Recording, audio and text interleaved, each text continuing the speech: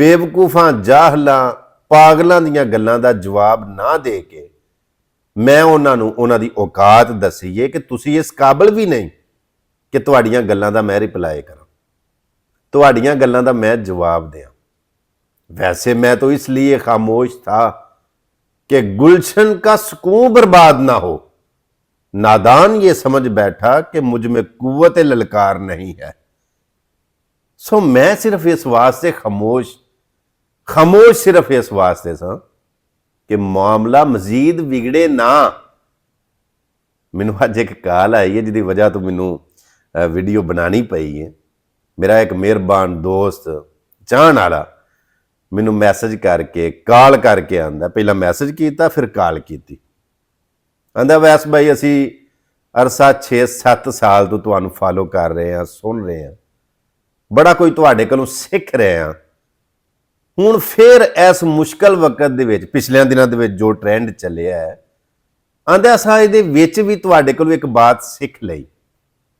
मैं अगों हस पिया, मैं की सीखिया अज?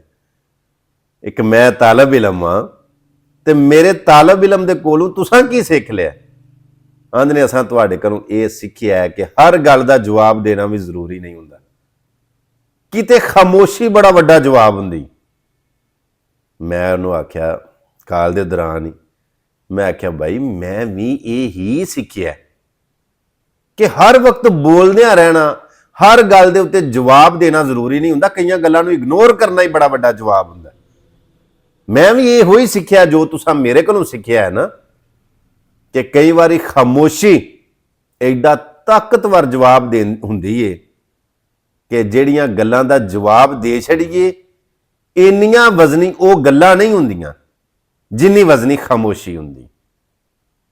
सो खामोश रह के, बेशक खामोश खड़े रहते हैं, बड़े लोग हमेशा बड़े रहते हैं।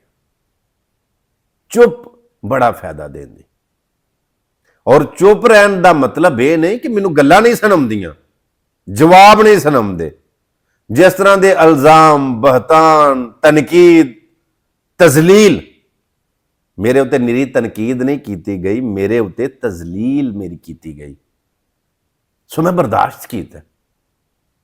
और वो लोग ਜਿਹੜੇ ਗੱਲਾਂ ਕਰਦੇ ਸਨ, ਇਲਜ਼ਾਮ ਤਰਾਸ਼ੀ, ਬਹਤਾਨਬਾਜ਼ੀ ਕਰਦੇ ਸਨ, ਉਹਨਾਂ ਨੂੰ ਇਹ ਜਵਾਬ ਦਿੱਤਾ ਹੈ ਕਿ ਭਾਈ ਗੱਲਾਂ ਦਾ ਜਵਾਬ ਹੈ, ਐਸਾ ਨਹੀਂ ਕਿ ਮੇਰੇ ਕੋਲ ਤੁਹਾਡੀ ਇੱਕ ਗੱਲ ਦਾ ਜਵਾਬ ਨਹੀਂ, ਮਗਰ ਮੇਰੇ ਕੋਲ ਇਸ ਬਾਤ ਦੀ ਵਕਤ ਦਾ ਤਕਾਜ਼ਾ ਹੈ ਕਿ ਹਕਮਤ ਤੇ ਅਮਲੀ ਇਹ ਵੇ ਕਿ ਮੈਂ ਤੁਹਾਡੀਆਂ ਗੱਲਾਂ ਇਗਨੋਰ ਕਰਾਂ।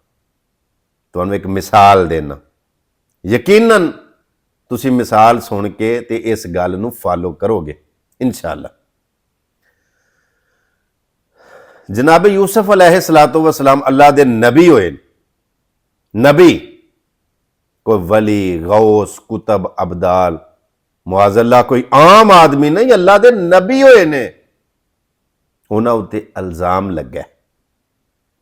लग्या ना, फिर वो इल्जाम साफ किने कीता? अल्लाह रब्बुल इज्जत ने। इस तरह अम्मा जी आयशा सिद्दीका तय्यबा ताहिरा सलामुल्लाह अलैहा रजी अल्लाह ताला अन्हा, इल्जाम लगा ना, झूठा इल्जाम लगा, बल्कि बहतान लगा। ते अम्मा जी आयशा सिद्दीका रजी अल्लाह ताला अन्हा इस गल तो बड़ियां परेशान बल्कि दुखी सन कि मेरा दामन पा के मुनाफिकां ने, मुखालफा ने झूठा बहतान लाया मेरे उत्ते। ते अल्लाह फरमाया आयशा तू सिद्दीका है, सच्ची है, सिद्दीक बाप दी तू पाक बेटी है, मैं तेरा दाग मैं जवाब देंगा, धो छड़ांगा।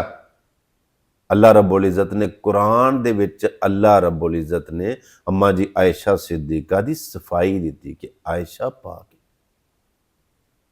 सो कहने का मतलब है कि जरूरी ये नहीं होंदा कि जिहड़े बहतान लगते ने, इल्जाम लगते ने, वो सच्चे हो। असी पैरोकार हाँ उन्हां दे, बेशुमार मिसालां ने।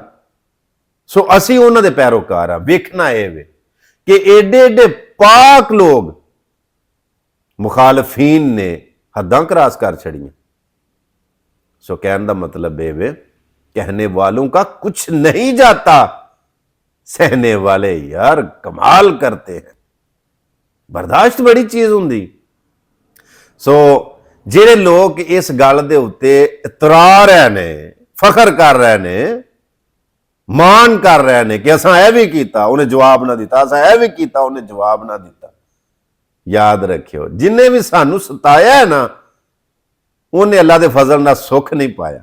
ਅਸਾਂ ਕੀ ਕਹਿਣਾ ਹੁੰਦਾ, ਮੈਂ ਤੇ ਨਹੀਂ ਕਿਸੇ ਨੂੰ ਜਵਾਬ, ਮੈਂ ਆਪਣੀ ਰੇਟੀ ਉੱਥੇ ਪੇਸ਼ ਕਰਨਾ, ਉੱਥੇ ਦਰਜ ਕਰਾਨਾ ਆਪਣੀ ਦਰਖਾਸਤ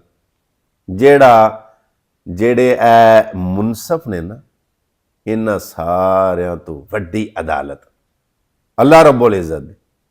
ਕੁਝ ਲੋਕ ਤੁਸੀਂ ਵੇਖ ਰਹੇ ਹੋ ਉਹ ਆਪਣੇ ਕੀਤੇ ਦਾ ਪਾ ਰਹੇ ਨੇ, ਮੈਂ ਵੀ ਸੋਸ਼ਲ ਮੀਡੀਆ ਦੇ ਉੱਤੇ ਚੈੱਕ ਕਰ ਰਿਹਾ ਕਿ ਉਹ ਆਪਣੀਆਂ ਕੀਤੀਆਂ ਦਾ ਪਾ ਰਹੇ ਨੇ।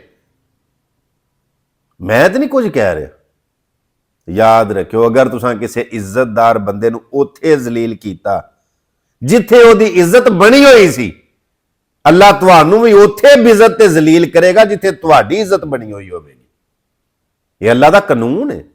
ਅੱਲਾ ਨਾ ਇਨਸਾਫੀ ਨਹੀਂ ਕਰਦਾ, ਅੱਲਾ ਜ਼ੁਲਮ ਨਹੀਂ ਕਰਦਾ ਤੇ ਅੱਲਾ ਨਾ ਇਨਸਾਫੀ ਤੇ ਜ਼ੁਲਮ ਕਰਨ ਵਾਲਿਆਂ ਨੂੰ ਪਸੰਦ ਵੀ ਨਹੀਂ ਕਰਦਾ।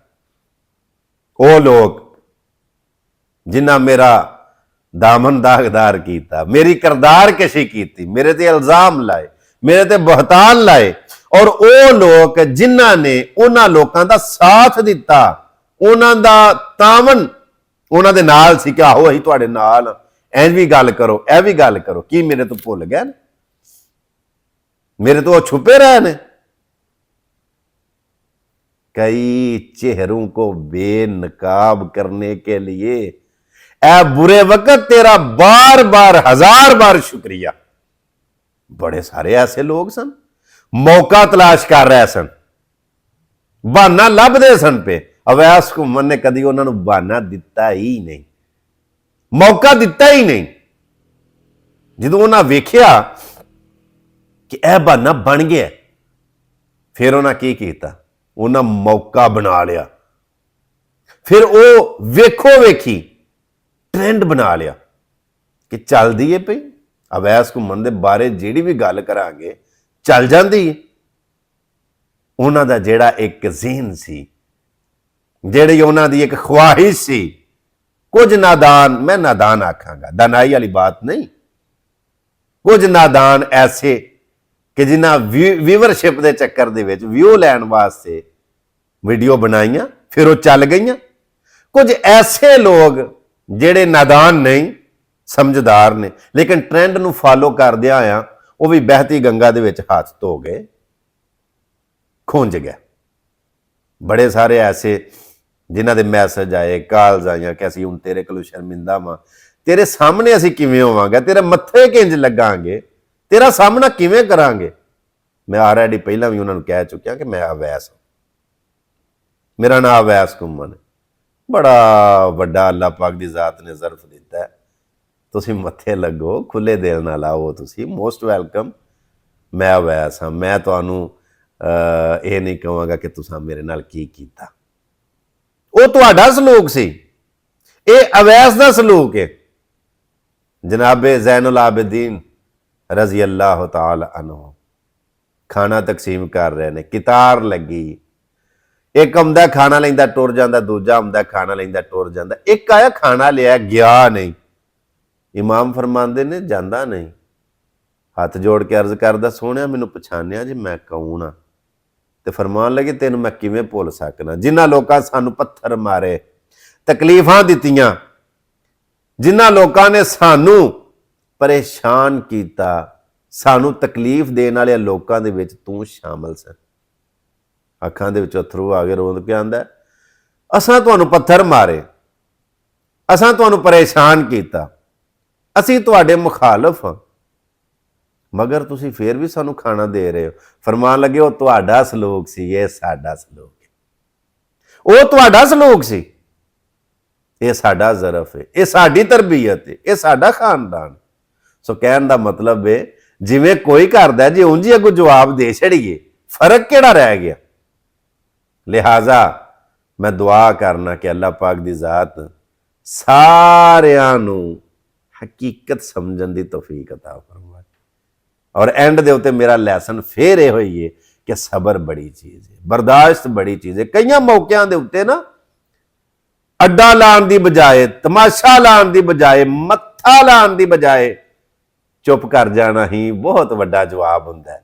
ਹਾਰ ਜਾਣਾ ਕਈਆਂ ਮੌਕਿਆਂ ਦੇ ਉੱਤੇ ਬੰਦੇ ਨੂੰ ਬੜਾ ਫਾਇਦਾ ਦਿੰਦਾ ਹੈ। ਮੀਆਂ ਸਾਹਿਬ ਫਰਮਾਇਆ ਸੀ, ਜਿੱਤਨ ਜਿੱਤਨ ਹਰ ਕੋਈ ਖੇਡੇ, ਤੂੰ ਹਾਰਨ ਖੇਡ ਫਕੀਰਾ, ਜਿੱਤੇ ਦਾ ਮੁੱਲ ਕੌਡੀ ਪੈਂਦਾ ਹੀ ਹਾਰੇ ਦਾ ਮੁੱਲ ਹੀਰਾ।